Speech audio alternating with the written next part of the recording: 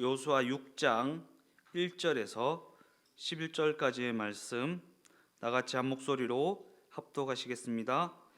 이스라엘 자손들로 말미암아 여리고는 굳게 닫혔고 출입하는 자가 없더라.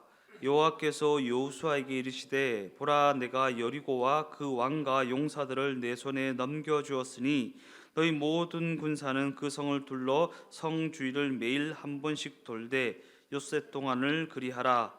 제사장 일곱은 일곱 양강나팔을 잡고 언약궤 앞에서 나아갈 것이요 일곱째 날에는 그 성을 일곱 번 돌며 그 제사장들은 나팔을 불 것이며 제사장들이 양강나팔을 길게 불어 그 나팔 소리가 너에게 들릴 때에는 백성은 다 큰 소리로 외쳐 부를 것이라. 그래야 하면 그 성벽이 무너져 내리리니 백성은 각기 앞으로 올라갈지니라 하시매, 눈의 아들 여호수아가 제사장들을 불러 그들에게 이르되 너희는 언약궤를 메고 제사장 일곱은 양강나팔 일곱을 잡고 여호와의 궤 앞에서 나아가라 하고, 또 백성에게 이르되 나아가서 그 성을 돌되 무장한 자들이 여호와의 궤 앞에서 나아갈지니라 하니라. 여호수아가 백성에게 이르기를 마침에 제사장 일곱은 양강나팔 일곱을 잡고 여호와 앞에서 나아가며 나팔을 불고 여호와의 언약궤는 그 뒤를 따르며 그 무장한 자들은 나팔 부는 제사장들 앞에서 행진하며 후군은 궤 뒤를 따르고 제사장들은 나팔을 불며 행진하더라. 여호수아가 백성에게 명령하여 이르되 너희는 외치지 말며 너희 음성을 들리게 하지 말며 너희 입에서 아무 말도 내지 말라. 그리하다가 내가 너희에게 명령하여 외치라 하는 날에 외칠지니라 하고, 여호와의 궤가 그 성을 한 번 돌게 하고 그들이 진영으로 들어와서 진영에서 자니라. 아멘. 오늘 본문은 우리가 신앙생활을 해오면서 여러 번 접했던, 너무나도 잘 알고 있는, 이해되지 않는 사건입니다. 그래서 오늘 저는 이 이해되지 않는 이 말씀을 중심으로 하여 이해하려 하기보다 믿음으로,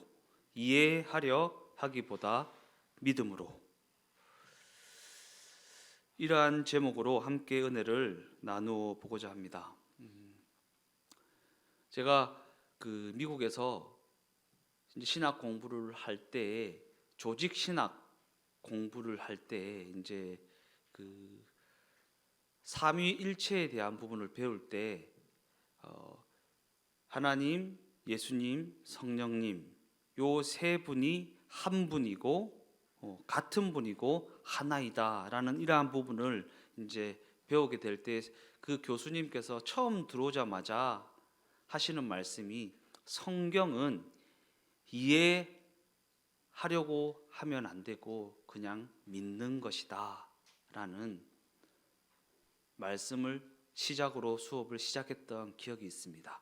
성경은 이해하려고 할 것이 아니라 믿어야 한다라는 것입니다. 그래서 오직 의인은 믿음으로 말미암아 살리라 라는 말씀을 하나님께서 우리에게 주셨던 것입니다.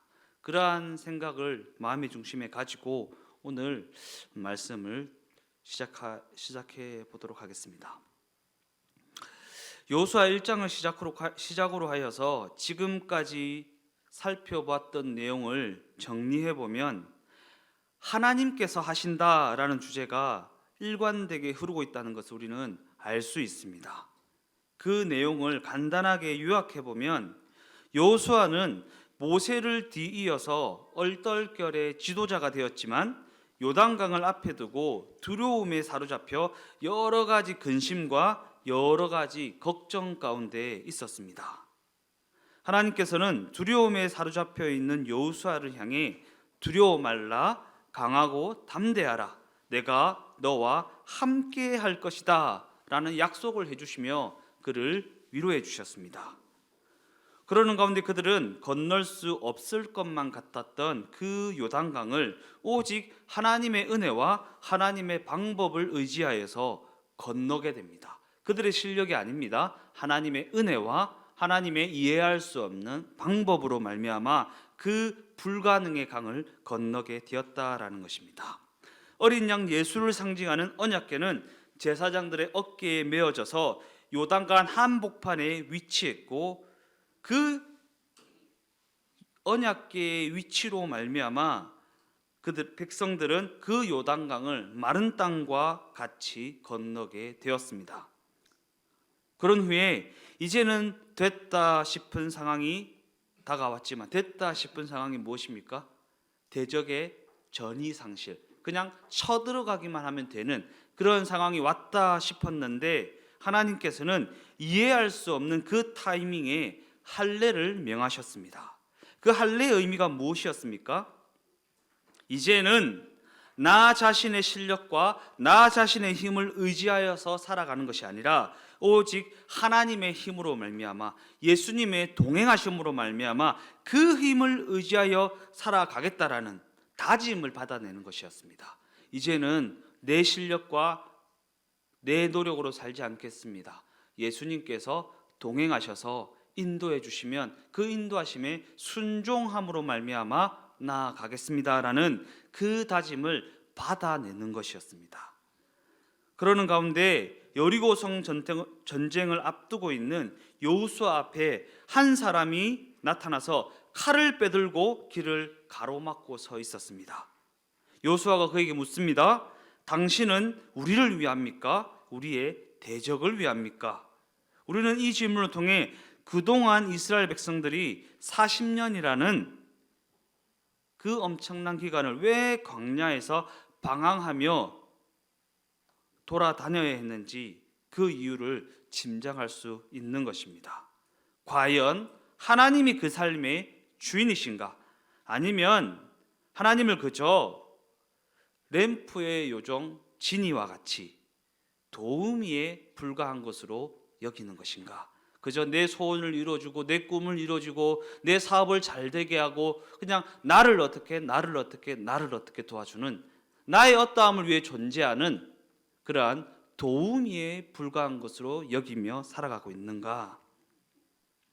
과연 이러한 생각은 가나안 땅에서의 삶을 시작하기 전에 반드시 뿌리 뽑아야만 하는 이스라엘 백성들의 중요한 문제점 중에 핵심이었다라는 것입니다. 그들은 하나님의 백성이라는 타이틀은 달고 살았지만 그럼에도 불구하고 그 삶의 주도권은 여전히 그들 자신이 붙잡고 살아가고 있었기 때문입니다. 그들에게는 하나님의 존재는 그저 필요할 때만 찾는 그러한 존재에 불과했다라는, 평소에는 필요 없습니다.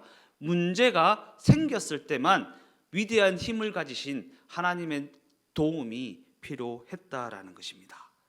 당신은 우리를 위합니까? 우리의 적들을 위합니까? 과연 당신은 우리에게 이득이 되는 존재입니까? 나를 도와줄 수 있는 존재입니까? 라는 그러한 관점을 가지고 살아갔다라는 것입니다. 그러자 여호와의 군대 대장은 다음과 같이 대답합니다. 나는 너를 위하는 것도 아니고 너의 대적을 위하는 것도 아니다. 나는 여호와의 군대의 대장으로 왔다. 나는 그저 너희의 주인이다. 그러면서 하나님께서는 이제 그들에게 생사를 건 결단을 요구하십니다. 어떠한 요구입니까? 이제까지는 이 광야에서 네가 네 인생의 주도권을 갖고 살아왔지만 이제는 나 여호와가 친히 이 공동체, 이 삶의 주인으로 왔으니 이제는 내 명령을 따라 살아가는 인생이 되어야 한다. 내 말씀에 의해 가기도 하고 서기도 하고 뒤돌아가기도 하는 그러한 인생이 되어야 한다라는 요구입니다. 그러자 그 말씀 가운데 있는 여호수아는 그 즉시 땅에 엎드려 내 주여, 종에게 무슨 명령을 내리려 하시나이까? 내 주여, 종에게 어떠한 말씀으로 명령하시겠습니까? 라는 그러한 반응을 보였다라는 것입니다. 그러한 반응을 보이는 여호수아에게 하나님께서는 네 발에서 신을 벗으라 라고 말씀하십니다. 그리고 이는 네 삶의 모든 권리를 내 앞에 온전히 내려놓으라 라는 그러한 의미의 명령이었다라는 것입니다. 여기까지가 지금까지 우리가 함께 살펴보았던 여호수아 1장에서 5장까지의 내용입니다. 그리고 우리는 다음 말씀으로 넘어가기에 앞서 이 모든 내용을 다시 한번 정리하고 다시 한번 우리의 심령 가운데 새기고 넘어가야 한다라는 것입니다. 우리가 이 모든 내용을 정리하면서 기억해야 할 가장 핵심이 되는 내용은 무엇입니까?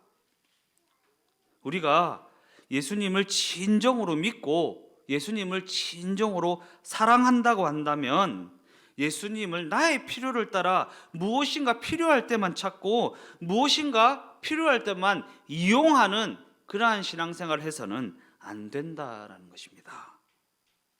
주어가 예수님이어야지 주어가 나여서는 안 된다라는 것입니다.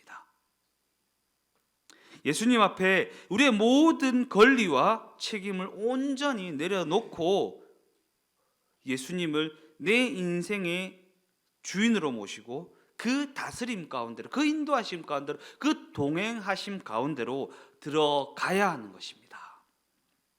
왜냐하면 이것이 바로 예수님을 믿는다는 것이기 때문이고 예수님을 믿는 믿음으로 살아간다는 것이 바로 이러한 모습이기 때문입니다. 이제 이러한 관점을 가지고 오늘 본문으로 들어가 보도록 하겠습니다. 본문 1절 말씀입니다. 이스라엘 자손들로 말미암아 여리고는 굳게 닫혔고 출입하는 자가 없더라. 이스라엘 백성들은 드디어 난공불락의 요새 여리고성 앞에 서게 되었습니다. 고고학자들의 연구에 의하면 이 여리고성 성벽은 높이가 8m나 되고 두께는 무려 6.8m나 되는 그야말로 어마어마한 성벽을 소유한 그러한 성이었습니다. 수치로 얘기하니까 잘 그게 안 되는데요.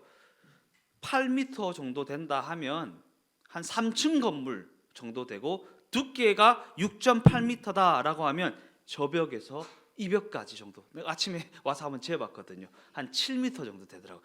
이 정도 두께의 성벽이었다라는 것입니다. 그 두께가 얼마나 두꺼웠던지 이 성벽은 이 시대에 사용되어지는 대포를 쏘아도 무너지지 않는 그러한 엄청난 두께의 성벽이었다라는 사실입니다. 그리고 이 여리고성은 사실상 인간의 힘으로는 결단코 무너뜨릴 수 없는 불가능을 의미하는 성이었다라는 것입니다. 그러나 그럼에도 불구하고 이 여리고성은 약속의 땅으로 하나님께서 약속하신 가나안으로 들어가고자 한다면 반드시 정복해야만 하는, 반드시 극복해야만 하는 그러한 성이었고 그러한 불가능이라는 것입니다. 불가능이라고 무조건 뒤돌아가서는 안 됩니다. 하나님의 약속 가운데로 나아가기 위해서는 그 불가능도 극복해야 한다면 극복해야 하는 것입니다. 이러한 관점에서 우리 모두의 인생에도 이 여리고성과 같은 불가능같이 여겨지는 답답한 문제가 시시때때로 다가온다라는 사실입니다. 내 실력과 내 능력으로는 도무지 해결할 수 없는 그러한 불가능을 떠올리게 하는 문제들이 시시각각 다가오는 것입니다. 그러나 이와 같이 하나님께서 우리를 여리고성과 같은 불가능 앞에 세우시는 것은 하나님이 우리의 대장이 되신다고, 하나님이 우리의 주인이 되신다고 직접 칼을 빼들고 서셔서 말씀하시는 대목이라는 것을 우리가 잊어서는 안 되는 것입니다. 아무 이유 없이, 아무 목적 없이 그저 우리를 괴롭게 하고 고통스럽게 하기 위해서 우리를 그 불가능 앞에 세우시는 것이 아니다라는 것입니다. 하나님의 입장에서 보면 우리를 그렇게 괴롭게 하고 고통스럽게 하고 두려움에 떨게 해야만 할 만큼 중요한 문제다라는 것입니다. 하나님이 하나님 되시고 우리가 그의 백성 되신다라는 그것을 정립해야지만 그 가나안 땅에서의 삶이 의미가 있는 것이기 때문입니다. 본문 2절 말씀입니다. 여호와께서 여호수아에게 이르시되 보라 내가 여리고와 그 왕과 용사들을 내 손에 넘겨 주었다. 아직은 그 전쟁이 벌어지지도 않은 상황입니다. 그런데 본문은 아직 벌어지지도 않은 그 전쟁에 대해서 완료형을 써서 기록하고 있습니다. 보라, 내가 여리고와 그 왕과 그 용사들을 내 손에 넘겨 주었다. 여기서 넘겨 주었다라는 것은 되었다라는 것입니까? 안 되었다는 것입니까? 될 수도 있다는 것입니까? 안 될 수도 있다는 것입니까? 반드시 된다라는 것입니다. 그렇다면 그 근거는 무엇입니까? 하나님께서 하신 말씀, 곧 그 약속 때문입니다. 약속이요, 말씀이요. 눈에 보이고 귀에 들리고 손에 잡히는 상황과 환경과 여건이 되겠다 싶어서가 아닙니다. 상황과 환경과 여건은 반대로 흐르지만 그럼에도 불구하고 하나님께서 이렇게 말씀하셨기 때문입니다. 그래서 이 말씀과 약속과 신뢰가 그만큼 중요합니다. 다들 사업을 하시고 거래를 하시고 거래처와 이렇게 거래를 해보셔서 알겠지만 약속과 말씀, 그냥 구두로 약속해도 늘 지켜왔던 사람들은 당장 입금을 안 해줘도 물건을 줍니다. 믿을 수 있고 신뢰할 수 있기 때문입니다. 우리가 하나님을 경험하게 되고 하나님의 인도하심과 다스리심과 그 약속의 성취를 경험하는 것이 쌓이게 되면 믿음이 생겨지게 됩니다.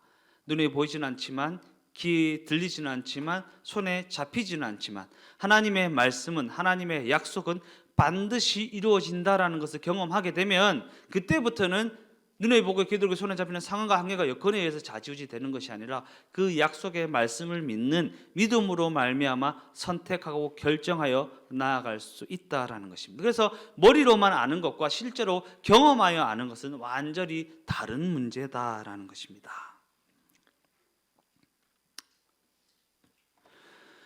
하나님께서는 그렇게 약속하신 후 7명의 제사장을 뽑아오라고 명령하십니다. 전쟁을 앞두고 있는 이 시점에서 군인을 뽑아오라고 명령하신 것이 아니라 제사장을 뽑아오라고 명령하셨다라는 것입니다. 이해의 영역이 아닙니다. 믿음의 영역입니다. 7 제사장을 앞에 세우시고 창검을 들게 하신 것이 아니라 나팔을 들게 하셨고 7으로 구성된 나팔 부대 뒤에는 언약궤를 맨 제사장들을 배치하였습니다. 그리고 그 뒤에는 하나님의 군대라고 칭하셨던 이스라엘 백성들을 세우셨습니다. 이처럼 군대 대장으로 오신 하나님께서 그들에게 한 가지 전략을 선보이셨는데 그 전략은 우리의 상식으로는 도무지 이해되지 않는 그러한 전략이었다라는 것입니다. 그 전략을 한번 자세히 살펴보면 먼저 제일 앞에는 7 제사장으로 구성된 나팔수를 세우셨습니다. 구약 성경에서 나팔을 분다라고 할 때에는 주로 2가지 단어를 썼습니다. 보편적으로는 하초츠라라는 단어를 썼습니다. 왜냐하면 구약에서 나팔을 분다라는 것은 보편적으로 전쟁을 선포한다는 의미였기 때문에 하초츠라라는 이 단어는 말 그대로 전쟁을 선포할 때 쓰는 단어이다라는 것입니다. 우리가 전쟁을 보면 중세 시대 전쟁 이런 거 보면 긴 뿔나팔을 푸 불면 군사들이 와 이렇게 나오는 그런 장면이 있죠. 그때 쓰는 단어가 바로 하초츠라, 전쟁을 선포, 돌격 앞으로 하는 이 나팔이 바로 하초츠라. 보편적으로 나팔을 분다라고 할 때는 이 하초츠라라는 단어를 쓰면서 전쟁을 선포할 때 나팔을 불었다라는 것입니다. 반면에 이 단어 외에 소파르라는 단어가 있습니다. 소파르라는 단어가 쓰일 때도 있습니다. 근데 이 소파르라고 하는 단어는 전쟁을 선포하는 단어가 아니라 이 땅에 평화가 왔다라고 하는 평화를 선포하는 단어라는 것입니다. 더 나아가 오늘 본문에는 전쟁을 앞두고 있는 이스라엘 백성들이 나팔을 부는데 전쟁을 선포하는 하초츠라라는 단어를 써서 전쟁을 선포하고 있는 것이 아니라 소파르라는 단어를 써서 그 땅에 평화를 선포하는 그러한 나팔을 불고 있다라는 사실입니다. 그리고 여기에는 너무나도 중요한 구원의 메시지가 들어 있는 것입니다. 나팔 부대 뒤에는 언약궤를 맨 제사장들이 서 있었습니다. 그리고 그 언약궤는 하나님의 임재, 곧 예수님의 성육신을 상징한다고 했습니다. 육신의 몸을 입고 이 땅에 오셔서 십자가를 지심으로 말미암아 이 땅 가운데 하나님의 다스림의 길을 여신 예수님의 임재를 상징하는 것이 바로 이 언약궤입니다. 더 나아가 하나님께서 짜신 이 전략과 이 배치는 전쟁을 위한 배치도 아니었고 전쟁을 피하기 위한 어떠한 방어적인 전략도 아니었습니다. 왜냐하면 이것은 넓은 의미에서 제사, 곧 예배를 보여주는 배치였기 때문입니다. 그 근거가 민수기 10장 7절에서 10절에 나와 있습니다. 제가 한번 읽어드리겠습니다. 또 회중을 모을 때에도 나팔을 불 것이나 소리를 크게 내지 말며 그 나팔은 아론의 자손인 제사장들이 불지니 이는 너희 대대의 영원한 율례니라. 또 너희 땅에서 너희가 자기를 압박하는 대적을 치러 나갈 때에는 나팔을 크게 불지니 그리하면 너희 하나님 여호와가 너희를 기억하고 너희를 너희의 대적에게서 구원하시리라. 또 너희의 희락의 날과 너희가 정한 절기와 초하루에는 번제물을 드리고 화목제물을 드리며 나팔을 불라. 그로 말미암아 너희 하나님이 너희를 기억하시리라. 나는 너희의 하나님 여호와니라. 민수기 10장을 보면 이 나팔을 군인들로 하여금 불게 하신 것이 아니라 아론의 자손인 제사장들로 하여금 불게 하셨습니다. 더 나아가 제사장들이 불었던 나팔의 의미는 희년을 선포하는 것이었습니다. 백성들에게 자유와 해방을 선포하고 그로 말미암은 평화를 선포하는 나팔이 바로 제사장들이 불었던 나팔이었다라는 것입니다.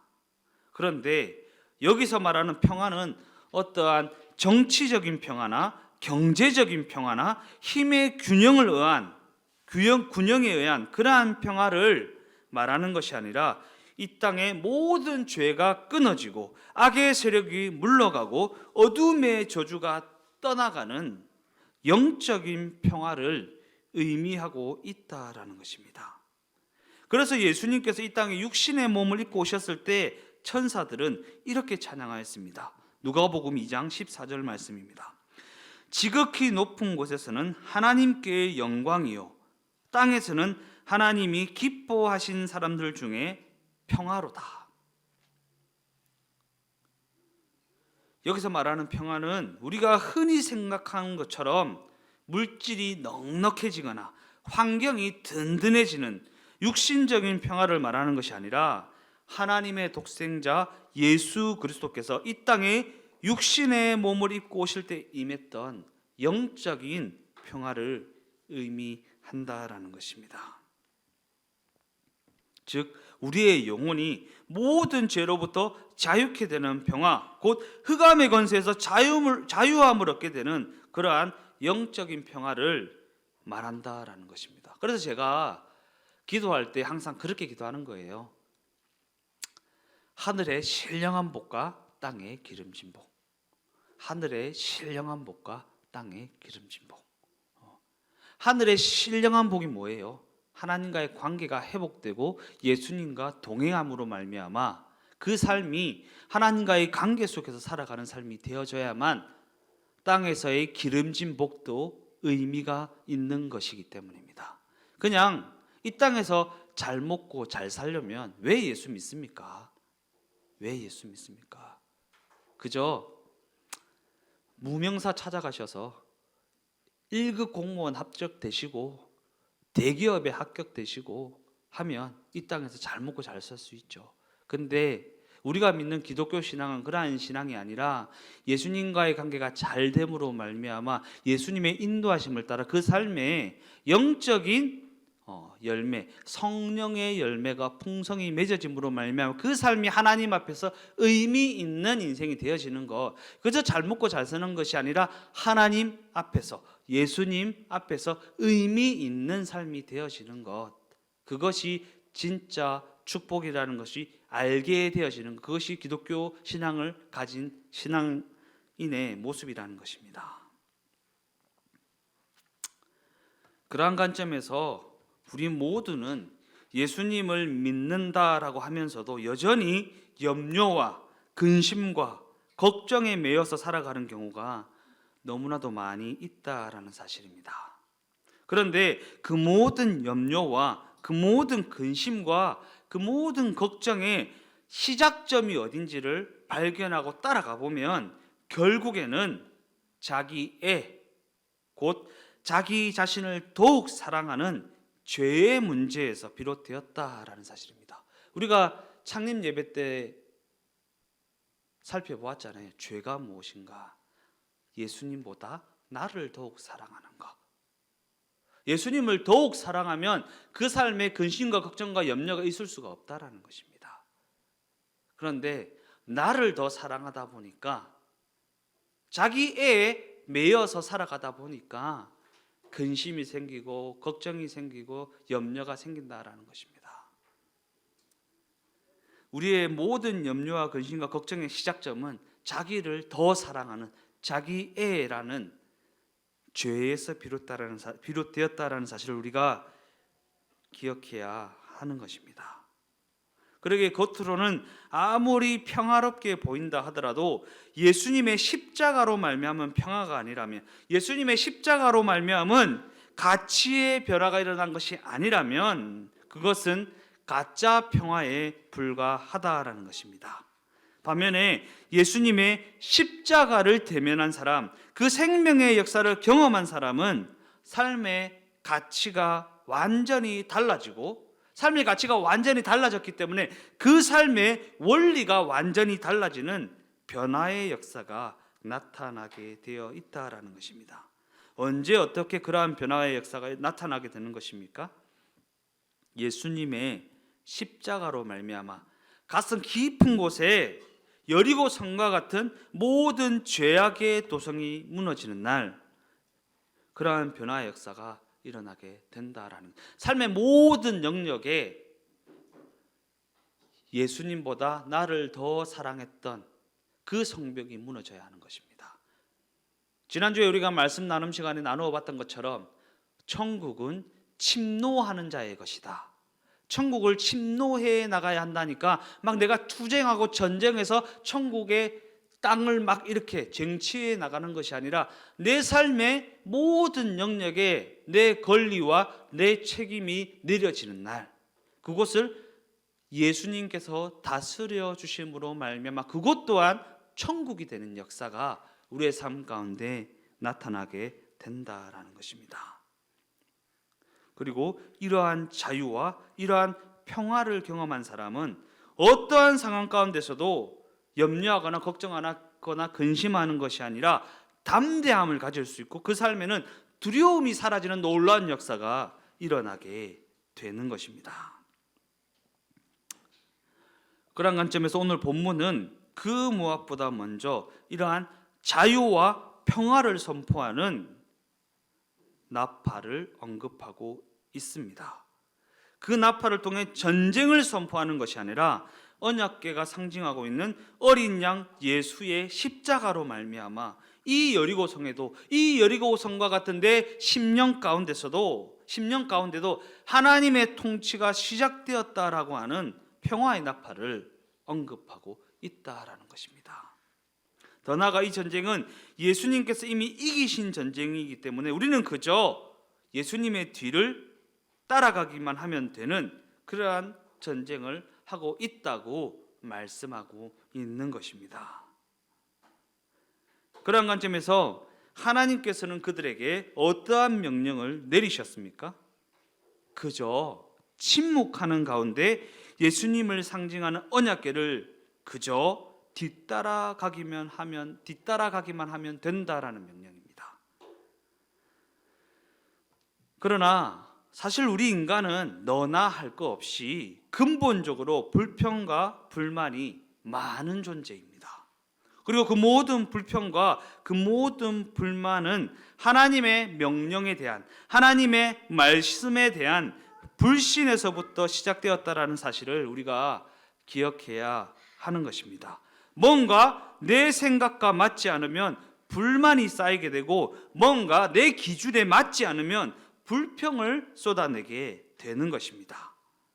그러기에 여리고성 전투를 앞두고 침묵하라는 하나님의 명령은 어쩌면 너무나도 당연한 명령이라고 할 수 있을 것입니다. 왜 그렇습니까? 만일 하나님께서 이러한 침묵을 명하지 않으셨다면 그들에게는 과연 어떠한 일이 벌어지게 되었겠습니까? 그들은 40년 광야 생활 내내 불평과 불만을 달고 살았던 사람들입니다. 그랬던 그들이 여리고성을 돌면서 그러한 불평과 불만을 쏟아놓았다면 아마도 그들의 행렬은 분명 순식간에 와해돼 버리고 말았을 것입니다. 왜 그렇습니까? 성을 하루에 한 바퀴씩 돌라는 하나님의 이 명령은 전쟁을 앞두고 있는 병사들의 입장에서 보면, 군사의 입장에서 보면, 군사적 관점에서 보면 말도 안 되는, 너무나도 터무니없는 그러한 명령이었기 때문입니다. 그러나 그럼에도 불구하고 그들은 끝까지 침묵하며 하나님의 그 명령에 순종합니다. 그리고 그들이 그 순종함을 마쳤을 때에 마침내 그 요새와 같은 그 불가능을 상징하는 여리고성이 허물어지는 크고 비밀한 기적을 목도하게 되었다라는 것입니다. 이처럼 그러한 불평과 불만이 가득한 그러한 명령 속에서도 하나님의 명령에 끝까지 순종하며 침묵으로 성을 돌았던 자들은 하나님의 크고 비밀한 역사하심을 그 현장에서 목도하는 축복을 받게 되었다라는 것입니다. 결론적으로 말씀을 마무리하겠습니다. 하나님께서는 전쟁에 앞서 나팔을 불게 하심으로 말미암아 소파르, 곧 전쟁이 아닌 평화를 선포하셨습니다. 그리고 그 평화는 하나님께서 독생자 예수 그리스도를 십자가의 대속제물로 삼으시면서까지 우리에게 약속하신 영적인 평화입니다. 그러기에 우리는 예수님의 십자가 죽음을 근거로 해서 그 어떤 삶의 문제 앞에서도 평화를 선포할 수 있는 믿음을 가져야 하는 것입니다. 예수님의 십자가 사건이 그만큼 위대하고 중요한 것입니다. 눈에 보이고 귀에 들리고 손에 잡히는 상황과 환경과 여건이 나를 어쩌지 못한다. 나는 하나님의 백성이고, 하나님의 백성은 하나님께서 다스리시고, 하나님께서 다스린다는 것은 하나님의 명령, 하나님의 말씀, 곧 하나님의 약속에 의해, 그 약속에 의해서만 좌지우지 될 수 있는 인생이 바로 우리의 인생이라는 것을 선포하는 사건이기 때문입니다. 우리 모두의 삶이 어떠한 상황과 환경과 여건 속에서도 나의 실력과 나의 힘이라는 나의 어떠함으로 말미암아 살아가는 것이 아니라 우리와 늘 동행하시는 예수님을 의지하여 믿음으로 양각 나팔을 통해 평화를 선포하는 믿음의 인생이 다 되어지시기를 예수님의 이름으로 축원드립니다. 기도하시겠습니다. 하나님 감사합니다.